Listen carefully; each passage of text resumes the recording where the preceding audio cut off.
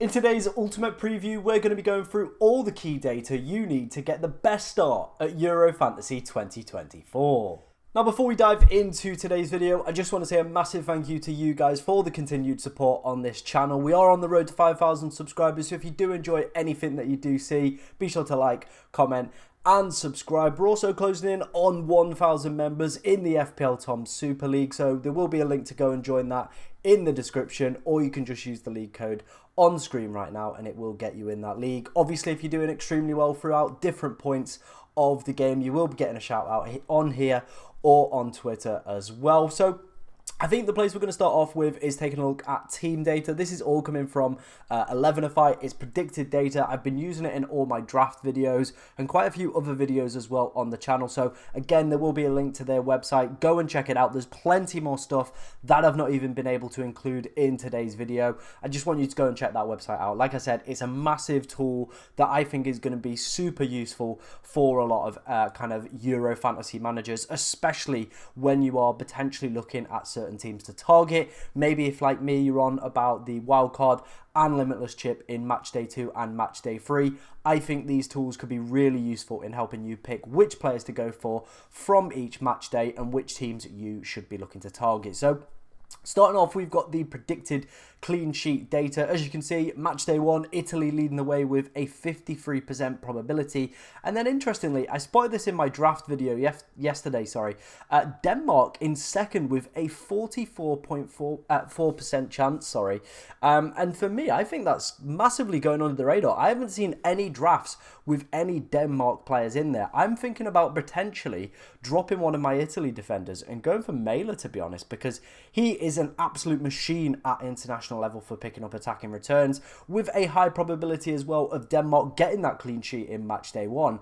I think that could be maybe something that I look at that could be a little bit of a cheat code for me, to be honest, and it could be for you as well. So something to maybe consider there when picking some players on your match day 1 draft. Obviously, match day 2 and match day 3 aren't as proficient for Denmark, so I definitely think, you know, it's more for the people that are on the wildcard and limitless strategy in match day 2 and match day 3, picking up Mailer. Some other interesting teams as well, if you're planning on just playing match day 1 and match day 2 without any chips, Germany, England, Belgium and Portugal, and even Spain to some extent, have pretty good clean sheet odds throughout. So I definitely think picking up a few of these defenders, if you're looking to hold off and using any chips till match day 3, I think there's some of the top teams you should be looking to target with your obviously defensive data and looking at defensive players as well.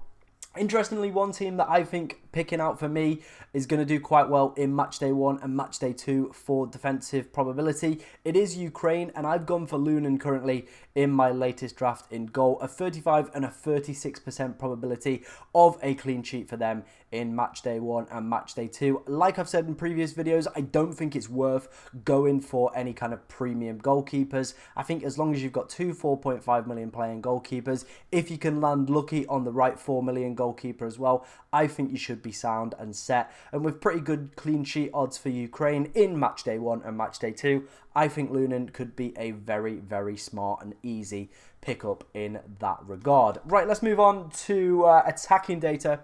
This is the probability of goals scored in each match day. As you can see, England leading the way. It is quite a nice group for England. Obviously, the friendly last night against Iceland didn't quite go to plan, did it? It wasn't, you know, the best result for that England national team, but it's non-competitive football. That's all I'm going to say, is non-competitive football. A lot of these players have had hard seasons. They're probably looking at this as kind of a way just not to get injured, just coast through it, keep yourself match fit, and then obviously, you know, go into the tournament. That's, I think, when the competitive edge will start to kick in. As you can see, England very much the favourite there for this model to go and get the most goals. Interestingly, Portugal in second place as well. I've not seen Cristiano Ronaldo in a lot of people's drafts, and with some of the future data coming up as well, I think he might be potentially a player that might be going a little bit under the radar, and people might, you know, potentially after watching this video, consider bringing him into the sides. Other top teams on there as well: Germany, France, Belgium, Spain, Netherlands, Italy, you know, the usual candidates as well for these tournaments, all with pretty good odds, to be honest. But as you can see, it is England, Portugal, Germany and France leading the way by a clear country mile in terms of expected goals. So I would be looking to load up on attacking assets from these. I think with this data as well, it does suggest that Harry Kane and, for me, Kylian Mbappe as well are definitely worth having throughout the entire group stage as well, with this high probability of goals, with the quality and capability that these two players have as well. And as we'll come on to see in the next section, their expected data as well for the opening 3 match days. For me, those two players feel absolutely essential in terms of players you want to be picking up. Teams probably to avoid from kind of the attacking side, you know, Hungary all the way down there. I've seen quite a few people have Dominic Szoboszlai. Again, with this low attacking data, that's probably suggesting he's not going to be as valuable as a pickup, especially when you've got teams like Turkey and Switzerland just that bit higher as well. I think it's much more preferable, in my opinion, to go and get a Çalhanoğlu or a Xherdan Shaqiri as well. So I think that could be more beneficial, picking up one of those players rather than Dominic Szoboszlai with that low expected data for goals. Right, let's move on to individual player data as well, taking a look at which players are predicted to do the best in terms of goals over the course of the match day. As you can see, 1 and 2, it is Mbappe and it is Kane. Like I said in the last section, England and France very much up there for predicted goals from Elvenify's model, and these two individual players as well in Mbappe and Kane also leading the way for predicted goals. So pretty good numbers as well for these two players. They're probably both going to land on the captaincy at some point as well, with obviously that changing each day. If you don't have, you know, a positive result, you can very much just keep chopping and changing as the match days go forward. So Mbappe and Kane, for me, they're probably going to be a few players that will end up picking up the armband, and with this good attacking data as well, it's, you know, it's very beneficial that these two players will obviously have that. Then like I said, Ronaldo here in 3rd place. And as we'll come on to see a little bit later, we've got some betting odds as well. He is up there as one of the favourites to obviously pick up the golden boot for this tournament. As we saw in the last section as well, let's quickly go back to that. Portugal, 2nd for expected goals in the opening group games. So maybe Cristiano Ronaldo is one of those players that maybe we're undervaluing here a little bit. I personally don't think he's going to play every single group game, and I'm still standing by that statement, but he's just come off the back of an impressive season in the Saudi Arabian Pro League. Again, kind of make of that what you will, because it is competitive football, but at what level? Like, I've watched some of the games, yeah, it's questionable. It is questionable, but he's still been bagging. Obviously still going to be the main man for Portugal this tournament. But for me, the big question is around his minutes. If you're looking at all the data here, it does suggest he is in very much line to be one of the top goal scorers at this tournament. A very nice group as well for Portugal. Obviously, we've seen them cooking in the qualifiers as well. So maybe Cristiano Ronaldo could be one of these players that maybe we're undervaluing, to be honest, and maybe a player that I think maybe some of us should be considering picking up. I'm currently sat on Lukaku, and as we can see from this data here, he's a little bit lower, so maybe just one to consider there. Obviously, Bruno Fernandes in 4th place, a very, very close between him and Cristiano Ronaldo. That's currently who I'm sat on as well. I think you also get the assists, and if Ronaldo isn't on the pitch, Bruno would be taking the penalties as well. So I think going for Bruno should hopefully cover off Cristiano Ronaldo, with him potentially being a little bit of a minute's doubt. But let's wait and see. I think this could be one of the main advantages of using that wildcard and limitless chip in match day 2 and match day 3, is the fact that if Cristiano Ronaldo starts cooking in the group stage, I can very much jump on him, take full advantage of it, and not have to worry about other transfers in my team. Some other standout players as well. Antoine Griezmann, he's quite high up there, always does well in international tournaments. The only thing I would say is I would just prefer to go for Kylian Mbappe. I think the huge difference there that you can see in the predicted data for the opening 3 match days, I think it's just worth having Mbappe, not trying to be smart and clever and go without him. In terms of Germany kind of forwards and midfielders, Ilkay Gundogan leading the way in terms of predicted data there. I know a lot of people have been debating about Kai Havertz, Wirtz, Musiala, Sane, all those players. A lot of kind of debate has been around that. If you're looking for a clear and kind of numbers-based answer, then Ilkay Gundogan does have the highest predicted goals amongst all of those players in the group stage. So he's probably going to be the one that you want to go and pick up. Interestingly, England midfielders as well is a hot debate. Which one do you go for? Bellingham, Foden and Saka all making it onto this list as well. So those could be nice little pickups in terms of expected data as well. Obviously, Bellingham slightly leading the way over Phil Foden. The England friendlies haven't been as encouraging as we would have liked. But again, like I said, it's not competitive football. I think a lot of players will just be trying to make it to the tournament and not pick up any injuries. Interestingly, another name that I did mention in the last section when I was speaking about Hungary and obviously favouring people like Xherdan Shaqiri, he also makes it on this list. He is down the bottom, but, you know, he is on this list as well. And for people that are potentially looking at that limitless chip in match day 3, Alvaro Morata, Spain do play Albania on the final day. Again, he's got a 0.55 predicted goal kind of metric for match day 3. So definitely one player that I think you could go and pick up. But that was the predicted data from Elvenify. Like I said, there will be a link to that in the description. So go check them out. Go give them a follow on Twitter and go and show them some love and support. Building on from some of the metrics from Elvenify, this is from Bet365. Obviously, always gamble responsibly. And odds, you know, do vary in different countries as well. So do take that with a little bit of a kind of pinch of salt. But on top is the tournament favourites. And down the bottom is the highest scoring team of the tournament. So we're going to start off with the top section, the favourites. Obviously, England, France, Germany, Portugal, Spain. They're, you know, tournament favourites for a reason. They've got really nice teams. A lot of world quality talent as well in them. Obviously, England and France being the top 2 teams is no surprise really when they also have 2 of the best players in world football right now. Obviously, England, I would argue, have 2 world-class players in Jude Bellingham and in Harry Kane. France obviously have Kylian Mbappe and a stacked squad as well. Germany, they also have a very good squad, don't they? They have a very stacked team. There's no doubt around that.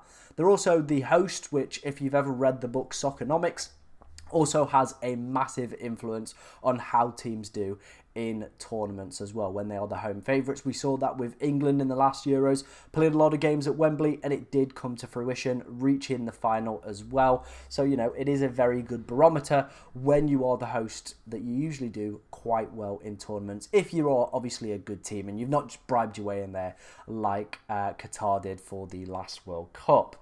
Obviously, I wanted to talk about the favourites because I feel this is good teams that you should be looking to kind of bet against and bet for. So obviously with England in their group, they've got people like Denmark. They've also got Slovenia, as you can see, one of the least favourites to progress out of the tournament. Slovakia as well. I know Belgium play them as well. So this is why I kind of put this section in here, because what you can do is you can pick, say, like the likes of England. Well, they've got Slovenia, so we're favourites to go and win the tournament. Slovenia are 250 to 1. So in that regard, you've got to be back in England. And you can do this with every single team on here. Croatia, their second game, they're playing Albania. It's just stuff like that. Italy, they're playing Albania. You can very much just do stuff like that. And I think it gives you a good barometer of which teams, for me, you should be looking to target and which ones you obviously should be looking to avoid as well. The bottom section does include the top scorers of the tournament. Obviously, again,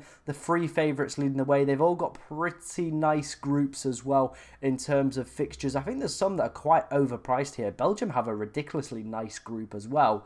So I think, you know, I wouldn't surprise me to see them be one of the tournament's top scoring teams as well. So 10 to 1 could be a little bit of a anomaly and maybe not priced correctly as well. But Portugal, with the likes of them, predicted to do quite well in terms of the scoring metrics. Again, they're up there at 7 to 1 to be tournament top scorers as well. So again, 7-1, pretty decent odds for them to, maybe if you're thinking about potentially having a little bit of a gamble after this as well, 7-1 could be a pretty decent price if you do go and use the Elvenify data. But again, this I just wanted to show you because I think it's a really good barometer, again, to see which teams should be kind of focused on for attacking teams and which ones you probably should be looking to avoid players from. So that is the likes of Albania, Georgia, Slovenia, Scotland, Romania, Slovakia, Poland, Hungary, Czech Republic. These teams, for me, probably not worth going to get an attacker because they're not fancied by the bookies. They're not high up in Elvenify's odds as well. So attacking players from these sides, probably ones to avoid. And then it's, like I said, using that Elvenify data and using the bookmakers data here as well to pick the best attacking teams. I think this is a really good barometer for using, and kind of using that data as well to your fullest of advantage. Right, moving on to, obviously we've got top goal scorers and top assisters for the tournament. As you can see, Kylian Mbappe leading the way with 9-2 odds. Then it's Harry Kane. Cristiano Ronaldo again in here at third place. As we saw from the Elvenify data, pretty good. So again, that's a fairly reasonable price at 12-1, maybe going a little bit under the radar, to be honest. So that's something to potentially consider. Romelu Lukaku's odds as well have begun to shorten. He was around 22-1 about a month ago. He's now coming in at 16-1, with Belgium as well being one of the highest predicted teams to score amongst the group stage games. According to Elvenify's data, I think he could be a fantastic little pickup for your sides as well. Also, with him having obviously being quite high in the data for individual players as well. Jude Bellingham has started to come out a little bit. He was around 12-1 a few weeks ago. He's now gone out to 20-1. I think the market has started to balance itself out a little bit. One of the other interesting names on here that I wanted to point out was Rasmus Højlund. Like we saw in the opening section, Denmark do have a really nice opening fixture in the group game. They've obviously got a good predicted probability of a clean sheet. Their attacking data as well for that fixture was okay. And as we'll come on to see with the qualifying top scorers a little bit later, Rasmus Højlund was in there, so it might be worth a shout for the opening group games. I think for me personally though, I can't see that past the likes of Harry Kane, Kylian Mbappe and Romelu Lukaku. Those are currently my top three, and with the good data and betting odds as well, slightly leaning towards Cristiano Ronaldo, I'd probably have to say he's the fourth best choice striker option in the game. So Rasmus Højlund, probably not going to make it into a lot of people's teams, but might be one of those players that could do surprisingly well at this tournament. So if maybe you're looking for a differential, you may be trying to play the game a little bit different, he could be one of those players that could be a nice little pickup. Then we move on to assists down the bottom. Bruno Fernandes, KDB and Kylian Mbappe all at 12-1. Bruno very good for predicted goals as well. So I think that's the reason that I'm very, very hot on Bruno Fernandes for this tournament. Nice fixtures for Portugal. They're expected to be the second highest scoring team as well for data. So I think that's a massive plus in their regard as well. Bruno, one of the favourites as well for predicted goals according to Elvenify's model, and is also the joint favourite for assists this tournament according to Bet365 as well. So I think that bodes very, very well for him and his kind of asset ability as well. Some other standout names on here, obviously we've got the likes of Harry Kane. He should probably do quite well. Phil Foden and Bukayo Saka, again those two names did feature on the kind of point scoring ability, goal scoring ability, sorry, from Elvenify's model. And then Grimaldo on there as well. I don't think he's going to be a pick for match day 1 for me personally, but on that limitless in match day 3, I definitely think with Spain playing Albania, he could be a very, very nice pickup. Right, let's move on to our final section of today's video. It is going to be talking about the top scorers in qualifying. Now, obviously, friendlies are taking place before the tournament, but I think there's only so much data you can kind of take from watching friendlies because it's not competitive football. I feel like a lot of players will just be trying to keep fit and get themselves to the tournament, not pick up any injuries. The only players that will be trying to do well will be the ones that are trying to break into that team and start the opening game. There will be some players, obviously, that applies for, but so many times I've seen at club level where you watch certain players in friendlies and think they're absolutely phenomenal, but then when it goes to that competitive games and, people's levels start to go up a little bit, that's when there's a dip off and they don't look as good. So I think friendlies, yes, it's useful to take in some kind of data and some kind of perspective from them, but I don't think it's the be-all and end-all. What I prefer to look at is actual high-quality competitive games, and that, I think, is a very good barometer for qualifying. And as you can see, Romelu Lukaku leading the way with 14 goals, only one being from a penalty as well, averaged a goal every 43 minutes, which is absolutely phenomenal. As you can see, blowing everybody else away on this list. So that is why I'm quite keen on Romelu Lukaku. That's why I've had a bet on him as well to be the top goal scorer at this tournament. I think he could be a fantastic little pickup as that third striker option. Again, Cristiano Ronaldo featuring in here. 10 goals for him, 3 obviously from the spot, but still a goal every 72 minutes is not bad going, especially with some of the other kind of candidates as well on this list. So I think, you know, Cristiano Ronaldo, good betting odds. Portugal predicted to do extremely well, and him being one of the top predicted scorers as well, according to Elvenify's model in the group stage. He might... I'm genuinely starting to warm to Cristiano Ronaldo as an option, but I can't see past Big Rom at the moment, and he's going to be the one that I'm going to start the game with. But I think if you're not keen on Big Rom, Cristiano Ronaldo could be the boy to go for. Kylian Mbappe and Harry Kane, obviously those two players were going to be up there. Rasmus Højlund, 7 goals, like I said. Denmark, pretty good opening fixture in match day 1. Again, though, I just can't see past going for the likes of Harry Kane, Kylian Mbappe, Ronaldo and Lukaku. He is obviously up there as an option in terms of the top goal scoring odds. So again, might be a little bit of a differential odd, but I just can't see past those 4 strikers I named previously. Scott McTominay obviously did extremely well in qualifying for Scotland. I don't think he's going to be an option in this game. I think there are plenty of better midfield options.